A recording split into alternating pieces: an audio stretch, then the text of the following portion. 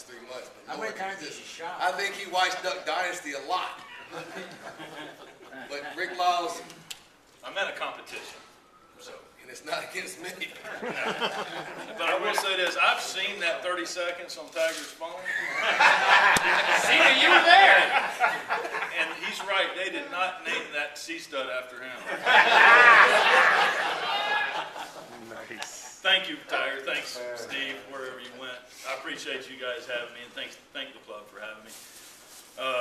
My seminar is going to be pretty short because I got nothing to sell you. I'm not going to get up here and try to tell you that these 2 or 3 plugs are the best in the world and you need to use them or you're not going to catch any fish or nothing. And it's nothing to get y'all with the rods. I'm not going there with that. That's not what I mean. But you get in these seminars and you got somebody out there trying to say something all the time, and it's, hey, you guys hear this stuff every month. I'm not going to tell you nothing you haven't already heard. I'm going to just try to bring you up to speed on what's going on out there right now with redfish. Redfishing, I've tried to break it down in 3 different techniques to catch redfish.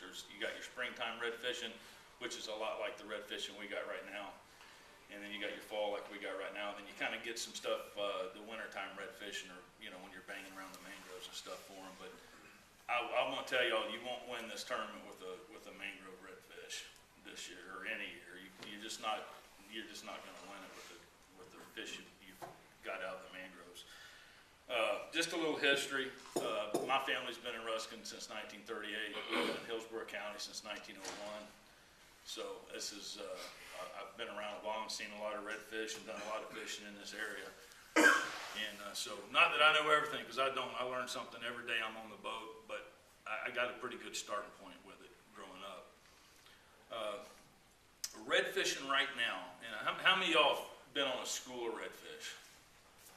I mean, it's exciting getting on a school of redfish. I know there's 11 schools right now in Tampa Bay. I mean, I can't go pinpoint them, but I know a general area by talking to other captain friends of mine and some of the fish that I've been on. And if we know about 11, there's got to be 11 more out there. You know, so there's a lot of redfish right now out in the bay, and they're schooling up. And I'm going to kind of just try to focus a little bit on fishing schooling redfish versus, you know, chunking stuff under the mangroves or throwing artificials and all that kind of stuff, which I love artificial fishing. If I was going to fish, that's what I would like to do. But I don't think you win, you know, doing an artificial deal with something like this. Right now, the schools of redfish, this is the time of year that we get them. We get a lot of fish come in out of the Gulf this time of year, but they're not all of our fish are out of the Gulf. And I honestly can't tell you why September, October, and we got them a little bit early this year. They started coming in. We started seeing some of the schools in August. I don't know why they do what they do. I can't tell you, but they do, and I'm thankful that they do. But my experience in the last probably 6 weeks redfishing, and how many here is fishing the tournament? Okay, you guys need to try to find a school of redfish, because not only is it fun, that's most likely where your winner is going to come from, but right now our redfish are traveling. Where'd Tiger go? They're following mullet, but they're following jacks right now. And the technique that I've been using on my charters, and it took me a couple times of catching more jacks than redfish, and we still may catch more jacks than redfish, Mike. If we do, I'm sorry. But and I noticed, this is a trend that you get every year. Redfish will travel with jacks, and does anybody know why they travel with jacks? Scraps. Scraps. That's exactly right. They also will travel sometimes with bluefish. They travel with mullet because mullet kick up stuff out of the grass and you know, shoot crabs and shrimp and stuff like that. I have seen them with ladyfish, but right now, from what I've seen here in the last 2 weeks, they're with jacks. And how, to tell you how different sometimes redfishing can be, I said there's different scenarios for redfishing. You got your springtime redfishing where redfish are kind of spooky. And, you know, you can start your trolling motor from 150 yards and they sound and you never see them again. That's probably not going to happen right now, because I was standing on the front of my boat 10 days ago, chumming up bait, casting net in my hand, and I seen about 30 jacks go by. I mean, when I say go by, they went by, like right there by. And I said, hey y'all, look at all these jacks. I hadn't thrown the net yet, I didn't have a stitch of bait. And right behind the jacks was about 80 redfish. And I could have touched them with my rod. So they're not, and they knew, trust me, they didn't get there and not know I was there. They knew I was there. They're not real spooky right now because of, on average, because of the fact they are with jacks, and jacks, have y'all, I know y'all have seen jacks just blow up, looks like a washing machine going off in the bay, like mackerel do out in the middle of the bay. I guess that kind of tends to make a redfish not as spooky when they do that. But normally, like in the springtime, you know, you're really, really careful around redfish. I don't think you have to be that way right now, I guess is what I'm saying. Try to be. I mean, obviously patience and being quiet. I always tell people on my boat, walk like a ninja, because, you know, I've dropped a quarter-ounce lead weight in the boat before, and it tink, and then they're gone. And you can't get them back once they're gone, so if you start quiet, you stand a better chance. But where I was going with the jacks, I had some guys here from Ruskin on the boat back a month ago or whatever, and this was, jacks were, you know, the redfish were still following the jacks. If you guys get out there Saturday, and do y'all know what redfish looks like when they're pushing? When you got a school of redfish coming? If it's a big knot of redfish in shallow water, it's not hard to see. The water will just be raised up about 4 inches and it'll just be moving. If you get one of those close enough before you notice it, where you can cast into it, I always tell people throw out in front of it and let them get to it. Well, don't do that right now, because that's the best way to catch a jack right now. Because the redfish is not going to beat the jack to the bait, period. It ain't going to happen. It's just a nag horse for a secretariat. They just can't, they can't get there. Throw it right in the middle of the back of the school, and that's how you're going to get a redfish. And that's how we've been getting them. And that's against everything I've ever said. In springtime red fishing, you want to throw it out in front, you want to be quiet, but right now, unless you just want to catch a jack, throw it right in the middle of the school. What are you throwing? I'm throwing sardines, scalloped sardines, and I use a float so I can throw them farther. Yeah. The tackle I use is a 7 to 18 pound test medium action rod, medium light. I use 7-foot rods. I know a lot of guys use 7.5, 8 foot. 7 foot's fine for me. To me, it don't get in the way as much. I use 10 pound test Power Pro with the 30 pound leader. And 30 pound leader. And in the winter time, when the water's clear, I'll go down to a 20 pound leader, just because you're going to get more break-offs, but you're going to get more bites. And you know, my thing is, I'd rather have hooked him than lost him and never hooked him at all. So that's the tackle that I'm at. I use a 2/0 hook or a 1/0 hook, depending on the size of the bait. Right now, the bait's getting, you know, we had our hatch, and it's growing. It's big enough now that you can use a 2/0 hook with it. I mean, you can go to a number 1 if you so choose, but I just try to keep it simple, man. My tackle box is a Walmart bag, and it's got some floats and it's got some hooks and some leader line, and that's it. I'm not real complicated. With the redfish, these redfish we got right now, they're moving. I mean, they're moving a lot. Tiger, did those fish this morning, were they hauling, bud? Yeah. Yeah, they're moving pretty quick. I didn't fish today. They're moving pretty quick. And what I would suggest is this happened to me down that way. I ain't gonna go about to call myself. It was that way. But about I don't know, sometime 2 weeks ago, last week, maybe it was before we had all the rain. But because I haven't had a real good redfish day since the rain. But we saw this school of redfish, and the guys I had been on the day before and just chased them off, basically. Had the wind wrong, whole slap on the boat, and they went away. They may have been coming back. I was impatient and I left. So, but anyway, this particular day, I saw them from 400 or 500 yards away. We moved in. I told the guys at Howland Bus, I said, look, we're gonna be really, really patient here. We're gonna try to see what kind of pattern these fish are on, because redfish will most of the time will get on a pattern when they're moving like that. And what these fish were doing, and a lot of times what will happen is they'll just make a big circle.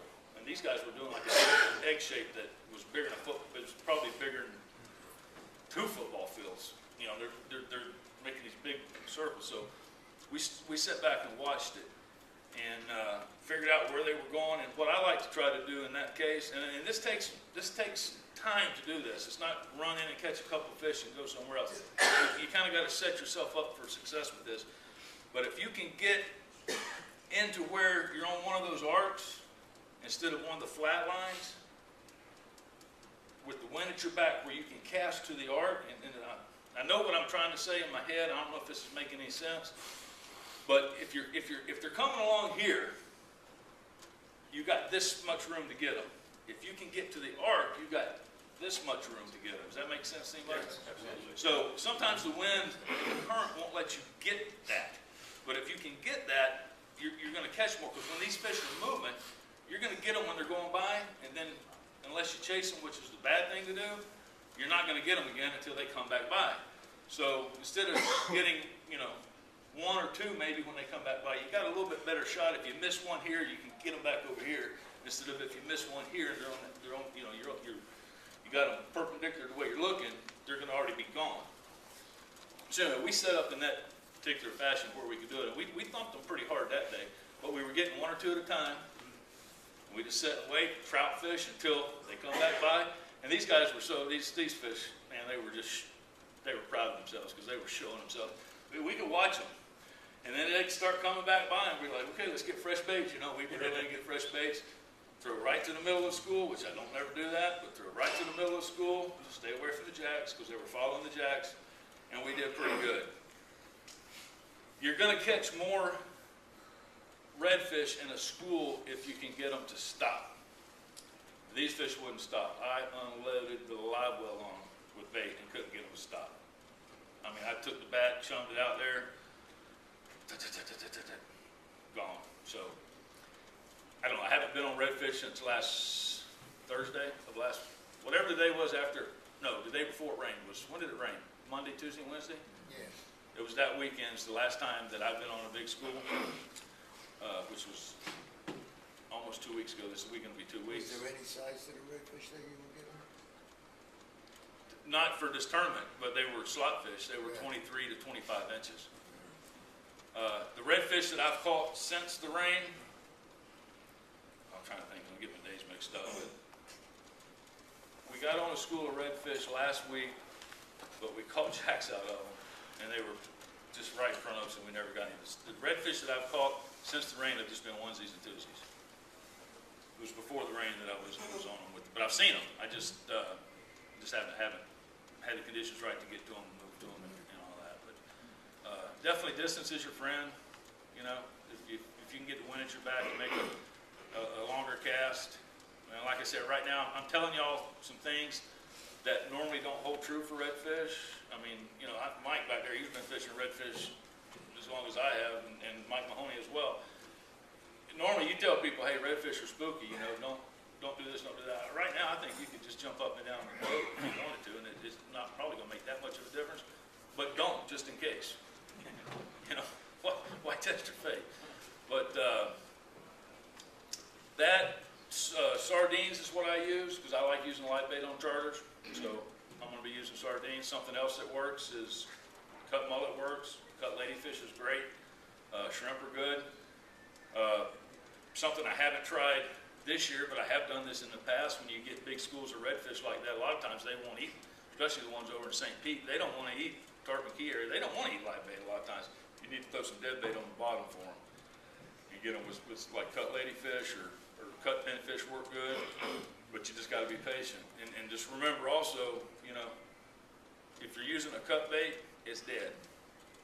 Fish are not geniuses, but they certainly know that a dead piece of bait don't bounce up and down and move here and there and all that kind of stuff. It's hard not to, because I get people on the boat sometimes and they're jigging it like a jig and they're slow reeling in and casting back out. And I'm like, look, just let it sit. You're going to have more success if you just let it be. But anyway, so if you're dead baiting, it's dead. They are fish, but they're smarter than we give them credit for. Any questions? I mean, I'm trying to be brief and not overload because, like I said, you guys hear stuff every month. Do it this way, do it that way. This is the only way to do it. Let me tell y'all something. I caught a 25-inch snook on a piece of licorice. Don't ever tell me that this is the only way to do it. So, whatever works for you, keep doing it if you have confidence in it. Huh? Can we hear that story? The snook story? Yeah. Yeah, absolutely. What kind of? We were fishing snook down at Spoil Island one year in July when they get on those rocks there and spawn. And you could take a bat full of greenbacks and sling them out there. And, you know, it was just like popcorn, pop like that. I was chewing on some licorice. I had a bag of the black licorice in there. And I got knocked off, and my buddy slung some bait out there. This wasn't a charter. This was just a fun trip. My buddy slung some bait out there, and I wasn't using a float that day. We had big baits, and you could sling them pretty good. Didn't have a bait, didn't feel like walking to the back. I just bit the licorice off, had about a 4-inch piece, did like that, threw it out there, and it was boom. 25-inch snook. I said, I can't believe this. Is that like black licorice or red licorice? It was black. It was black. Did it have a tail on it? No, no. Was it a black and red mix? No, it was black. I mean, that's when I always, that ain't what I said, but I've always said, I'd rather be lucky than good. Actually, it was the kind you Uncle Bucks from Bass Pro Shop? It was Uncle Bucks. They'll be run on them. Yeah, hey, get me. If anybody's going that way, get me. But yeah, Going in tomorrow, you want to get it? yeah. And anything can happen out there. I'll tell y'all, I got 2 odd stories. That one I witnessed in Tampa Bay, and one a friend of mine, I saw pictures of it. I was fishing down in Terracea, had a father and a son on the boat, threw a greenback up underneath the bushes. He's fiddling around, he reeled in, he had a little pinfish about 2 inches on it. I'm like, well, that happens. I've seen that happen before. That ain't what we started with. He said, can I fish with that? Sure. Threw it back out there, rehooked it, threw it back out there. Now the pinfish is on it. It goes down. He's reeling in a trout that didn't have enough energy to stay underwater. It was just kind of skipping across the water. About a 10-inch trout. It got about 15 inches from the boat and got smoked by about a 40-inch snook. Oh. Yeah. Hang on. Now tell me, can't anything happen? Huh? The circle of life. We went, in a minute and a half, we went through 4 species. And didn't catch the fish because the hook was in the trout's mouth and the trout was in the snook's mouth and it was gone, but anything can happen. And the best story I got for that, and I'm going to get sidetracked from the redfish, but does anybody know Ron Harder?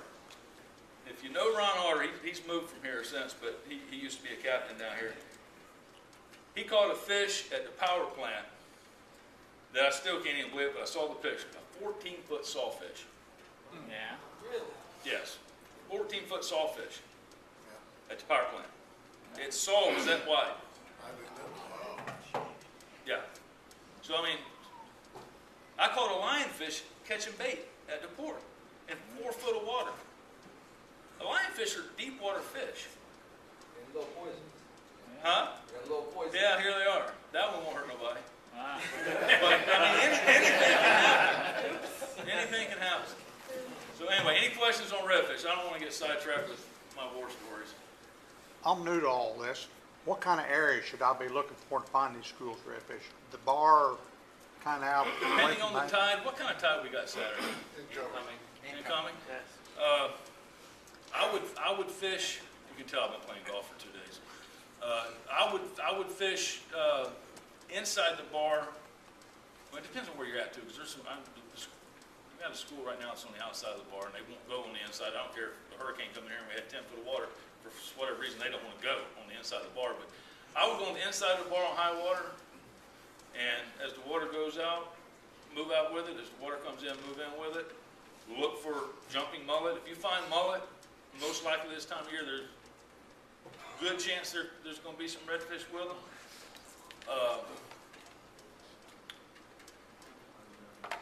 You're going to want to try to find an area. I tell you what, if you find bait, every redfish that I've caught in the last 2 months has been near schools of bait. Even though they're not munching on the bait, they've had gut full of bait when I clean them.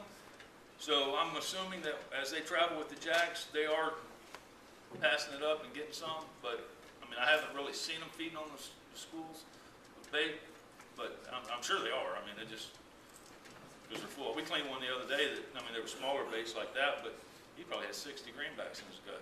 Yeah, that was a lot. He was full.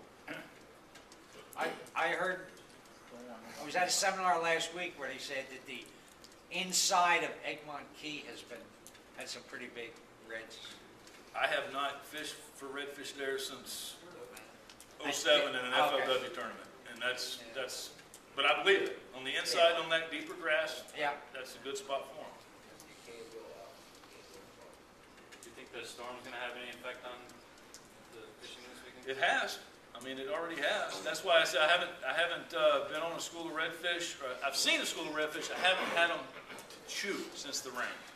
Well, like I said this We morning, got a big storm on the coming. flats, Yeah. you can tell that they're starting to move back in because We're not gonna get you saw It's bait gonna on miss top of us? the water going crazy, you saw trout busting, you great. saw big pushes with the redfish moving 20% in. chance of You saw rain the Saturday. huge We schools send of it out to boats Texas? pouring in, so I think it's all starting to come back in Good. now. Well, I'll tell you this, last Friday I ran a trip, and on the way in, I said I want to hit some spots and try to catch some snook. I did not think all that rain we had Monday, Tuesday, and Wednesday would have done what it did. I was at the mouth of the river out here at Black Point, and in less than 8 minutes, every bit of bait I had in the live boat was dead. Yeah. Dead from fresh water. I didn't run Saturday. I ran a trip Sunday. I come in, didn't even care to catch snook because these guys were done and they didn't even know what a snook was. If we'd have caught a snook, they wouldn't have known what it was. They were from up north. Came in the same spot and just kind of wanted to see what the bait would, and that's not a slam on anybody from up north. It just No, I was gonna have that. stopped at the exact same spot. We fished it for 20 minutes. The bait was fine.